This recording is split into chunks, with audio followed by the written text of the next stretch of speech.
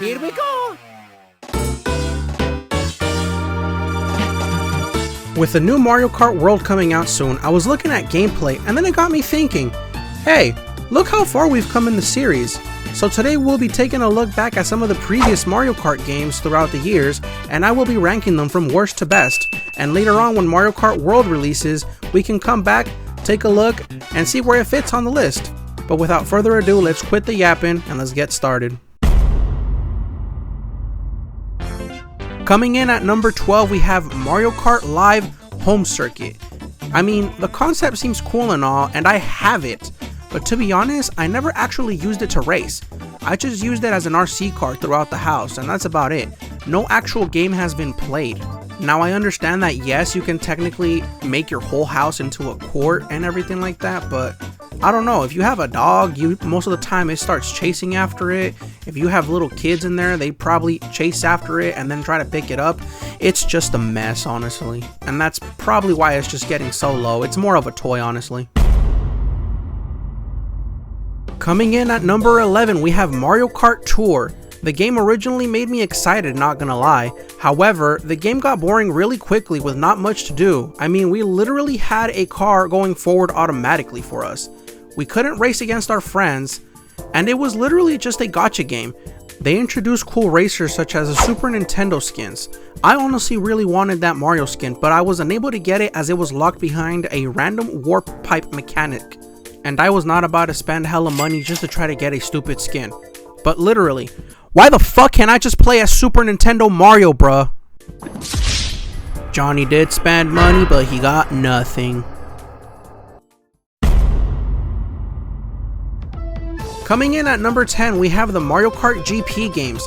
Now yes, these are a pretty cool concept since you actually get to sit and steer, almost like if you're driving a real car. And on top of that, it lets you play as other Namco characters such as Pac-Man, and it was never really released on a Nintendo console, which is probably why it's ranking this low. Matter of fact, it's exactly why it's ranking this low, since you can't really own one. The only way you can really own one is for one, if you have the space for this thing, and two, if you have fucking $14,000, because that's what it costs to get one of these. So for me, that's a fuck no for me, dog. I will not be spending $14,000 on one of these. It's a cool concept, yes, but not for me. Coming in at number 9, we have Super Mario Kart for the Super Nintendo. Now, this was actually the first ever game to release, and it's actually what paved the way to where we're at today. But obviously, since it is the first game, it was not perfect. The NPCs somehow feel like they're always cheating. It doesn't matter how much you learn the ropes or if you even master how to control it, they're always right behind you. And one little fuck up and that's it, you're cooked. So at the end of the day, the controls are pretty hard to use, which is why it's getting a number 9. Coming in at number 8, we have Mario Kart Super Circuit. And just like Super Mario Kart, it was the first ever Mario Kart game to be released on a portable handheld. And it could be played literally anywhere. At home, at school, in the car, at the park, you name it. If you could think of a location, best believe Mario Kart was there, ready to go. On top of that, it also had good tracks. However, it did suffer from the controls. The karts were, I don't even know how to really explain it. But you'd basically turn, and you either turn too much, or you would turn not enough. But it never felt like you could just turn, just right.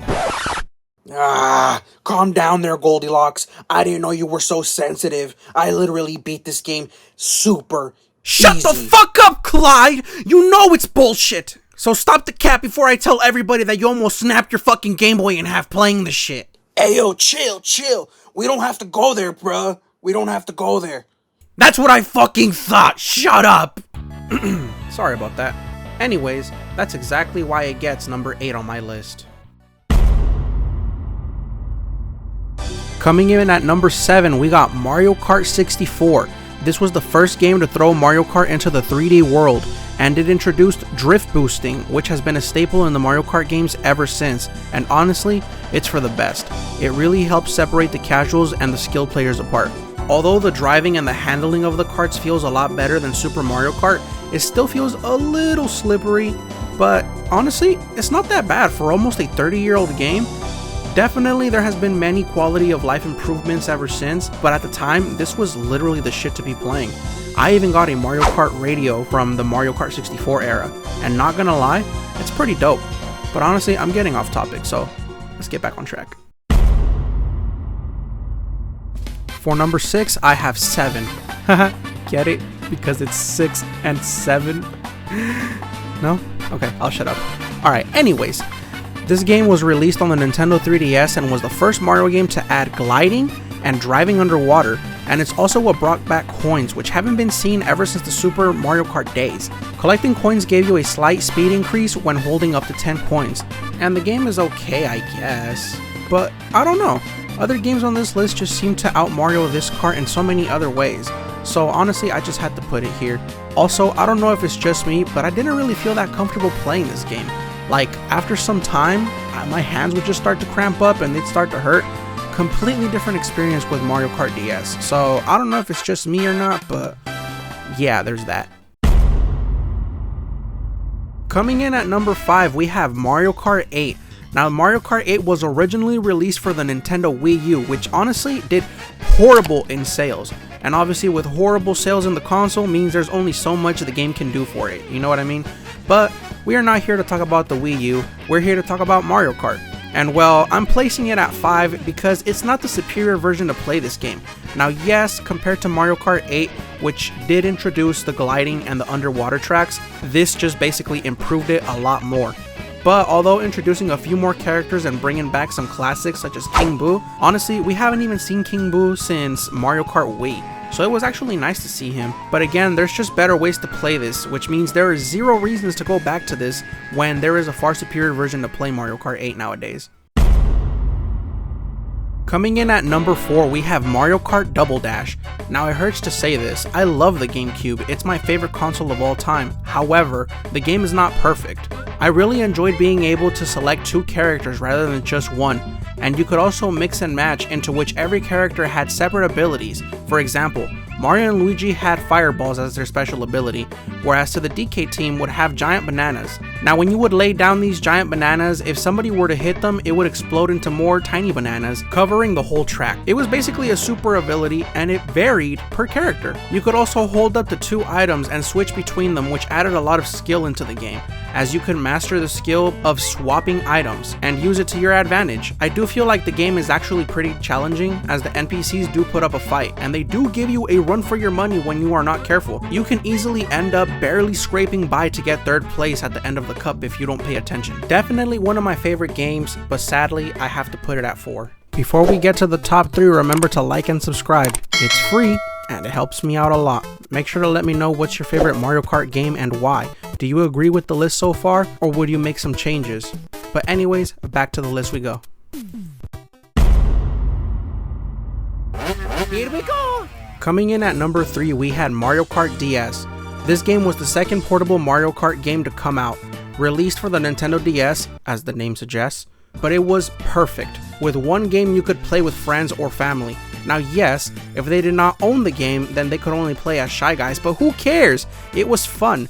Not to mention the battle mode and the cups were also fun as well. The handling was perfect. I love the way the karts would control. They added Dry Bones, which has been my go-to ever since then. They even added Rob, which for those who don't know, Rob is actually a little robot introduced back in the NES era. And honestly, it makes for a really cool collector's piece. Later on, they ended up adding Rob to other games such as the Smash Bros series and everything like that. But okay, we're getting off track here. Damn, the memories I have with this game. Not to mention, this game was rated E for as in everybody in this motherfucker had this shit. We would always race anywhere. I remember me and my sisters would sometimes even pull all-nighters playing this on our DS. And I don't know, it was definitely something special, and every time I play this it reminds me of the good old days. But definitely a game that I hold close to me, which is exactly why I'm putting it in number 3. It hurts me to say this, but at number 2 we have Mario Kart Wii. It was hard, guys, I'm sorry, I know. But Mario Kart Wii was the first to introduce the motion controls. I actually got my Wii with the Mario Kart Wii bundle that came with the Wii wheel back in the day when I was 10 years old, and boy did I have fun with this. I literally felt like I was actually driving a real car. It's actually what helped me learn how to drive pretty quick thanks to this game. And the controls were amazing. It lets you pick between manual and automatic drifts. Real men pick manual. The bikes could do wheelies, the tracks were amazing, everything about this game was A+++. The Mega Mushroom was a good add-on that I wish made a comeback. It basically lets you get full speed and lets you crush any drivers in your path, and it also lets you tank one hit of any kind. It was good, but it was also not broken, and hopefully it makes a return in Mario Kart World. I'd love to see it in modern days. Future Johnny here, and ladies and gentlemen, it's coming back.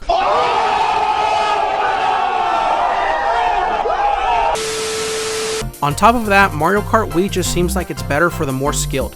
Yes, items make a difference, but at the end of the day, I feel like even with no items, I can win in first place just by mastering the map and using the drift mechanics.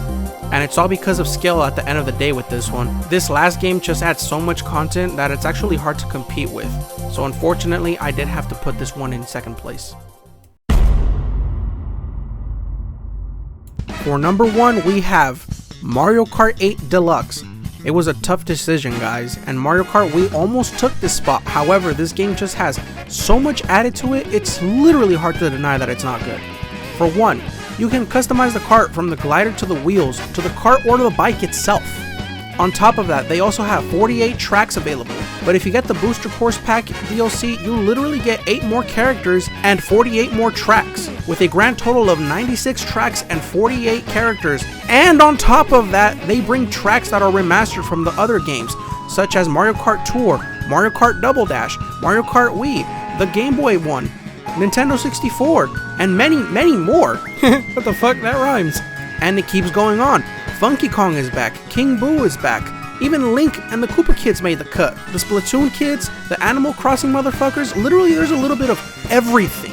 There is even an F-Zero track named Big Blue, which I love. I love the music for F-Zero, and it's just an amazing game in general. I wish they actually brought it back. Or maybe even if they add Captain Falcon onto the mix. And even Kirby could have made the cut with the same cards shown in the Kirby Air Ride game from the GameCube days back in the day. I mean, Link made the cut and he don't even race. So why can't these two, you know what I mean? The coins are here, snake boosting is a thing, you can hold double items, things we all kind of love are here, and since the Switch is portable and you can play on the go anywhere you want, the game just has a lot to offer, which explains the 67 million plus copies sold, and it's literally a staple for all Nintendo consoles, and it's a timeless classic that everybody can enjoy, and even the people who aren't gamers can't even say no to a little Mario Kart racing, you know? And even though Mario Kart Wii is an amazing game, I just had to put Mario Kart 8 Deluxe because if not, literally we are straight up robbing it, because at the end of the day, you know damn well too that this literally just has the most content. So with that being said, Mario Kart 8 Deluxe gets number 1. Now with that being said, that does it for my ranking from worst to best. Now hopefully Nintendo doesn't fuck up this one. $80 fucking dollars?